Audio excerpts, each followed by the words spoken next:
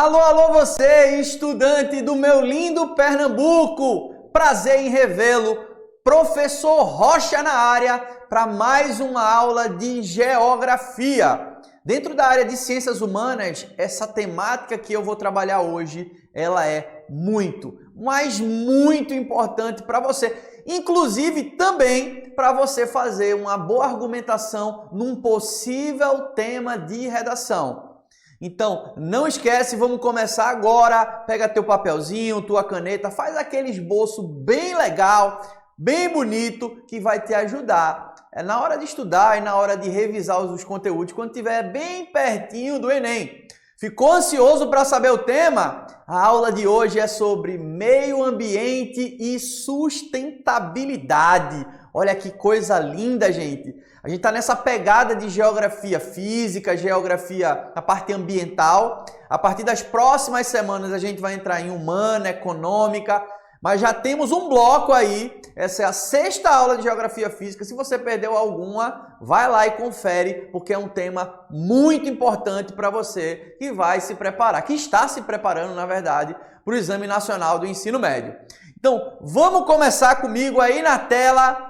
Geografia, meio ambiente e sustentabilidade. O que eu queria começar aqui é mostrando para vocês, se você se deparar com uma questão, aliás, eu vou nem dizer se, quando você se deparar com uma questão abordando temas ambientais, você vai estar resolvendo questões possivelmente da competência da área 6. Compreender a sociedade e a natureza, reconhecendo suas interações no espaço em diferentes contextos históricos e geográficos. Grava bem isso aí. Isso é a competência da área 6 de Ciências Humanas. E aí, dentro dessa competência, eu destaquei 3 habilidades importantes que você tem que exercitar para quando se deparar com uma questão na área ambiental, você conseguir resolver. A habilidade 27, olha aí que importante, gente. Analisar de maneira crítica as interações da sociedade com o meio físico. Veja que importante. Então, quando você se deparar com uma questão falando ali de problema ambiental ou algo desse tipo, olha que essa habilidade você vai ter que exercitar muito bem. Analisar sempre de maneira crítica. Veja que a habilidade 29, ela também fala uma coisa muito importante. Reconhecer a função dos recursos naturais na produção do espaço geográfico e sempre relacionando com as mudanças provocadas pelas ações humanas.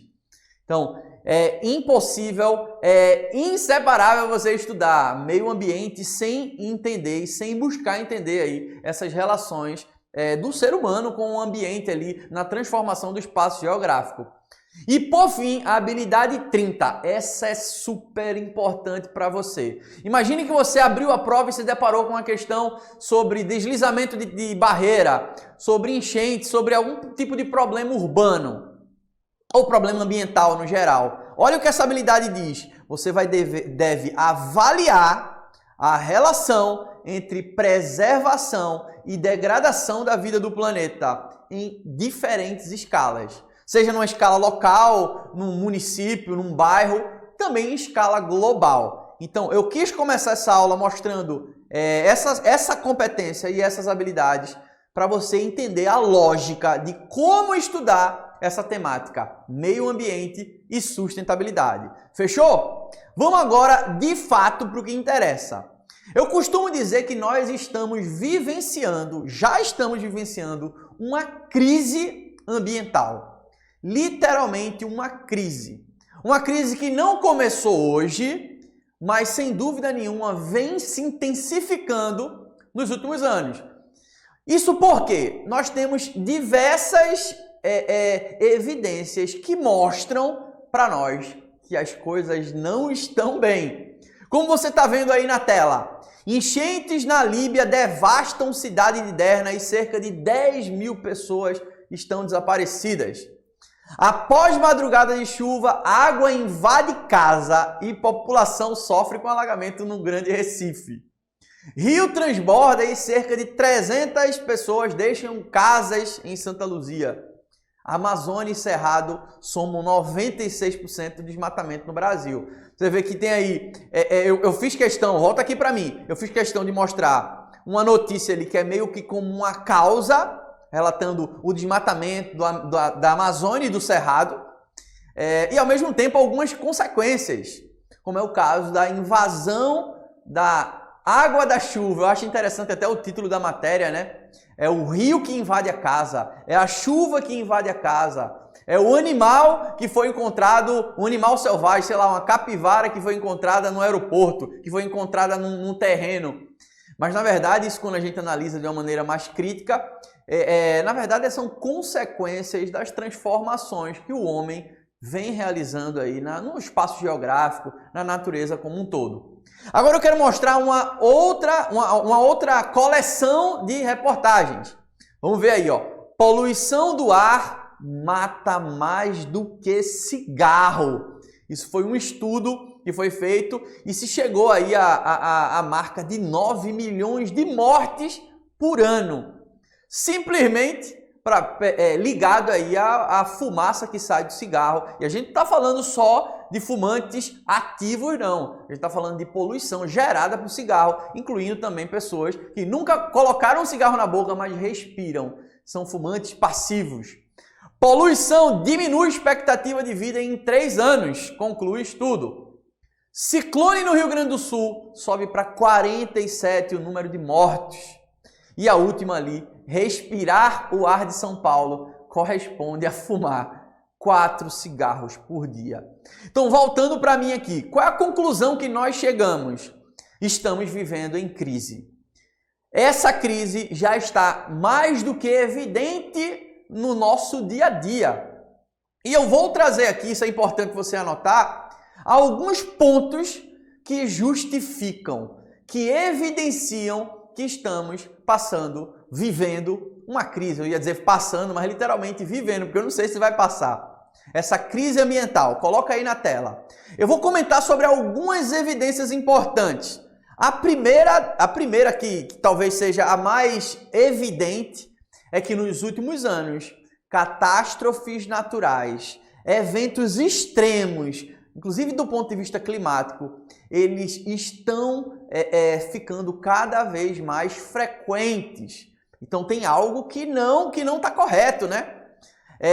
Inclusive, cada vez mais pessoas estão sofrendo o impacto dessas catástrofes naturais. É seca, é extrema, é frio intenso, é calor intenso, enfim. Então isso é uma grande evidência dessa crise. Me coloca aqui na tela de novo, dividindo aqui com o slide. Um outro ponto importante que evidencia essa crise, exatamente, a escassez de recursos naturais. Interessante que ao longo da nossa vida, o ser humano ele é completamente dependente dos recursos naturais. Isso é ponto. Isso é fato.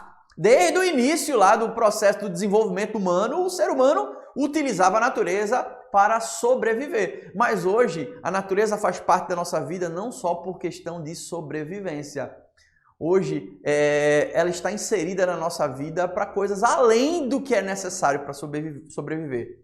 E imaginando que tudo que compramos, usamos, tudo que está em volta da nossa sala, da nossa vida, dentro desse estúdio, dentro da sua sala de aula, tudo é resultante da natureza transformada. E aí esses recursos vão sendo extraídos, vão se exaurindo, reduzindo a tal ponto que já conseguimos enxergar escassez em alguns recursos. E aí eu vou trazer uma informação importante. Você está vendo ali, ó, Overshot Day, o dia de sobrecarga da Terra. É feito um cálculo, tá? Que mostra aí ao longo de um ano qual é o dia, o mês que, digamos assim, a Terra entra no cheque especial. Como assim? O dia e o mês que a gente consumiu todos os recursos disponíveis para aquele ano.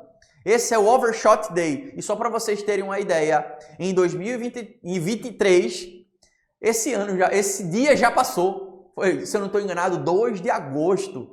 Ou seja, todo o restante do mês de agosto, setembro, outubro, novembro, dezembro, nós já estamos no negativo, no vermelho. utilizando o nosso cheque especial ambiental. Já usamos todos os recursos disponíveis para o ano de 2023 em escala mundial. Então, vale até a pena você dar uma pesquisada sobre isso, sobre o dia da sobrecarga da Terra. O outro ponto extremamente evidente são as mudanças climáticas, tá? Então, sobretudo aí, a gente discute muito a questão do aquecimento global, que corresponde ao aumento da temperatura média global, tá? E, sobretudo, provocado pelo chamado aumento do efeito estufa. Deixa eu dizer uma observação aqui para você. A gente está falando de efeito estufa e a gente vai falar ainda ao longo dessa aula sobre isso. O efeito estufa é vital para o planeta. Vital. Isso porque o efeito estufa ele ajuda na manutenção das temperaturas no planeta. O aquecimento global não é provocado pelo efeito estufa, e sim pelo aumento do efeito estufa. Porque o aumento do efeito estufa gera um aumento da temperatura na superfície. Não esquece disso, tá? Um outro ponto importante, voltando aqui na tela, são todos os tipos de poluição. Isso é uma evidência marcante que algo não está certo. E olha que a gente está falando ali de poluição do ar, poluição da água. A gente imaginar, nós somos o planeta água, né? A nossa superfície, cerca de 70% dela é coberta de água. Só que é um número muito reduzido dessa água que é disponível in natura, ou seja, naturalmente para o consumo humano. Isso porque o percentual de água doce da superfície terrestre é muito pequeno. Se a gente analisar água doce e líquida, esse percentual é menos de 1%, ou seja, menos de 1% de toda a água do planeta é doce e líquida. E aí, se a gente entrasse nessa conta, essa água doce e líquida, que está em rios, açudes, enfim, no geral, assim, uma parte gigantesca dessa água já não pode ser consumida in natura por conta da poluição, sem falar todos os outros tipos de poluição que evidenciam que tem algo que não está certo. Obviamente que isso vai gerar uma série de consequências. Esses desequilíbrios ambientais vão desequilibrar não só o ser humano, enquanto ser social, coletivamente ali vivendo em sociedade, mas também vai desequilibrar a própria natureza. Por isso que já há diversos estudos que associam o aumento nos próximos anos dessas pandemias e zoonoses. Pô, Rocha, eu não quero viver mais o que eu vivi, aquela pandemia, aquela loucura toda de ficar trancado em casa. Primeiro, vamos agradecer que nós somos sobreviventes dessa pandemia. Mas, infelizmente, eu tenho que dizer para vocês que os especialistas apontam que eventos como esses, é o caso de uma pandemia, eles não serão mais tão distantes um do outro. Porque eles evidenciam que tem algo ali que precisa mudar. Os dois últimos tópicos que são super importantes, o aumento dos problemas sociais, eu coloquei de propósito, porque muitas vezes nós enxergamos e associamos os problemas ambientais apenas à questão da natureza. Mas nós, enquanto seres humanos, dependemos da natureza, vivemos no espaço geográfico, mas também dependemos do meio ambiente. Então, problemas sociais sempre virão como consequência de problemas enfrentados pela natureza.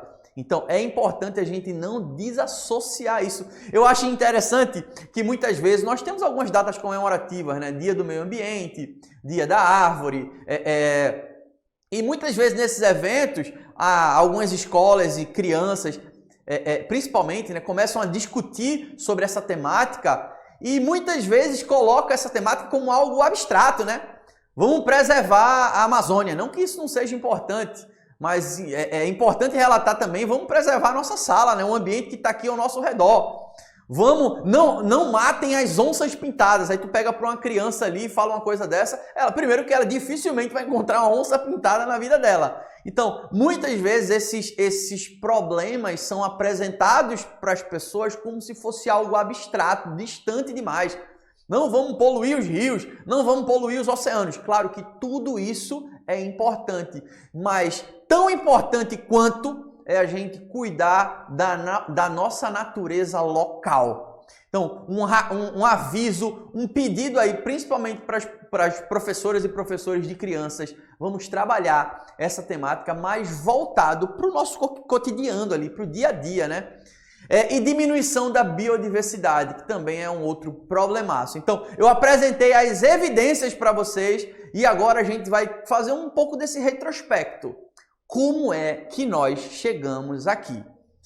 Como é que depois de tantos anos que a gente hoje pode afirmar, estamos vivendo em crise. Como é que nós chegamos aqui? Primeiro ponto, eu destaquei ali duas palavras que é importantíssimo você saber quando se discute aí questões ambientais. Crescimento é diferente de desenvolvimento. Imagina aquele colega da tua sala que tem quase 1,90 m de altura, mas quando você vai conversar com ele, ele demonstra ter uma idade menor, vamos dizer assim. Aí você diz, essa pessoa cresceu, mas precisa desenvolver. Isso foi só um exemplo para te mostrar a diferença entre um e outro. Crescimento está muito ligado ao quantitativo. Desenvolvimento está muito ligado ao qualitativo, à qualidade. E por que eu estou falando isso para vocês? Porque ao longo da nossa história, enquanto ser humano ocupando o planeta, os países como um todo se preocuparam muito, mas muito em crescer. Crescer, volume, economia, dinheiro. Não que isso não seja importante. Hoje o nosso grande desafio é não só crescer, mas crescer promovendo o desenvolvimento. E aí, de fato, isso não é uma tarefa fácil. Então, chegamos até aqui porque ao longo da história, nossa grande preocupação ficou ali restrita principalmente ao crescimento. E crescimento são números. É óbvio que destruir recursos e transformar esses recursos em produtos vai gerar dinheiro, vai gerar lucro, vai gerar emprego. E isso também é importante. Mas o mais relevante hoje é a gente tentar pensar estratégias para que esse crescimento não seja acompanhado pela falta de desenvolvimento. Entenderam? Então chegamos até aqui, porque ao longo da trajetória humana enxergamos a natureza como se fosse um recurso infinito. É inesgotável. Vamos usar. Nunca vai acabar. E na verdade isso não é dessa forma. A natureza, ela não é linear, que vai ter um fim.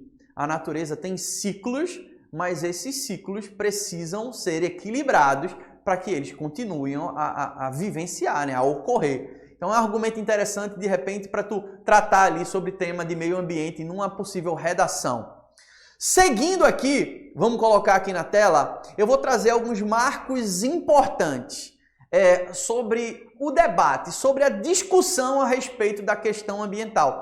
E veja que interessante, me coloca aqui na tela junto com o slide. Veja que interessante.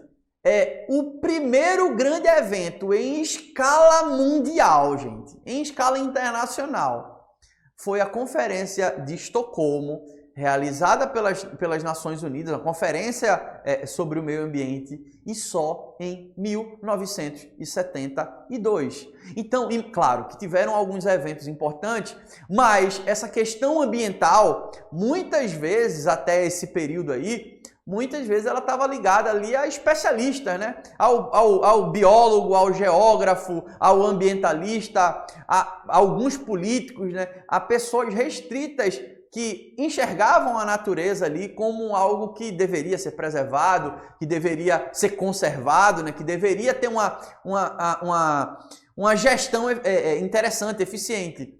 Então, esse debate restrito aconteceu, óbvio, ali antes da década de 70. Mas a primeira vez que o mundo se reuniu e disse, galera, vamos juntar os países aqui, porque o negócio não tá bom, a crise está séria, e aí vamos se reunir. E reuniu lá em Estocolmo para discutir sobre questões ambientais. Somente em 1972. Veja que interessante.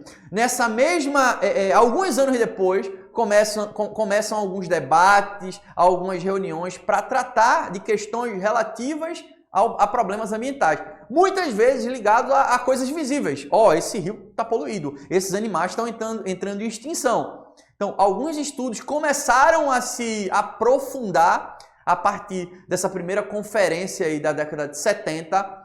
E um desses estudos resultou num documento chamado Nosso Futuro Comum, o chamado Relatório Brundtland, em homenagem lá à ex-ministra da Noruega. E nesse relatório Brundtland, pela primeira vez, se usava um conceito que a gente hoje fala muito, que era a ideia de vamos preservar para as futuras gerações. E aí veja que interessante isso na década de 80, um pouco tempo depois ocorreu uma grande nova conferência das Nações Unidas, que foi a Rio 92, a chamada Eco 92, e já de posse do relatório Brundtland, esse conceito passou a ser mais difundido, o conceito de desenvolvimento sustentável, que é o desenvolvimento capaz, coloca aí na tela inteirinha, que satisfaz as necessidades presentes sem comprometer a capacidade das gerações futuras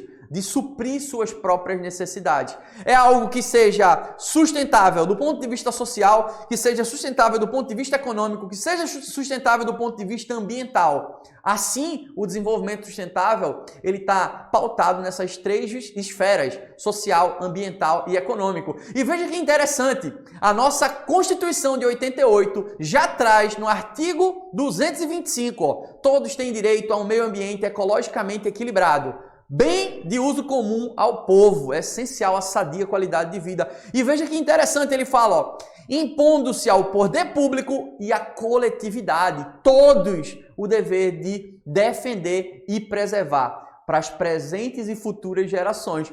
Volta aqui comigo. Tá vendo que essa redação é muito parecida com o conceito de desenvolvimento sustentável?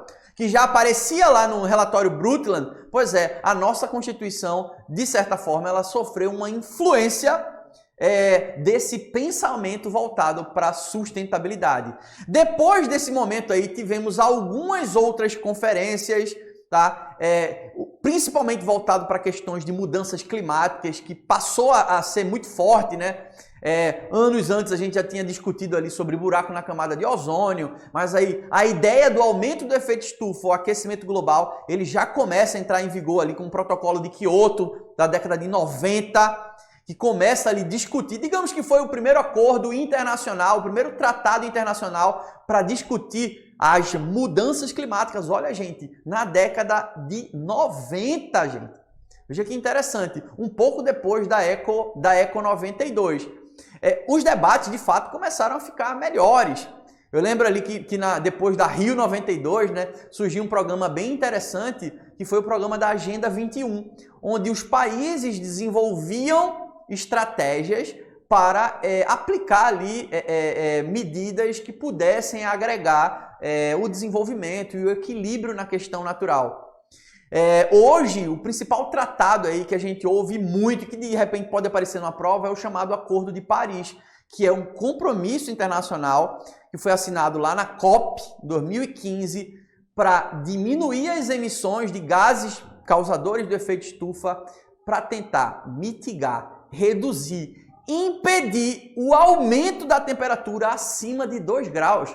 Gente, ele não tá assinando um acordo para impedir o aquecimento global, e sim para impedir o aumento da temperatura acima de 2 graus, gente. Então o negócio é muito sério.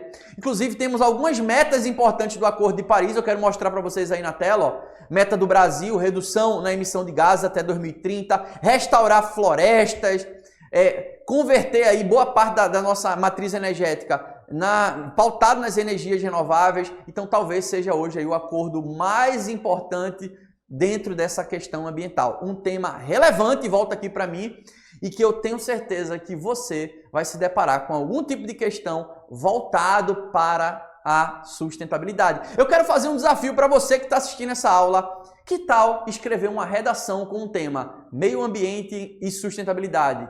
Ou, por que estamos vivendo uma crise ambiental? escreve uma redação, vai te ajudar muito a compilar todas as ideias dessa aula, já que é uma temática muito, mas muito importante.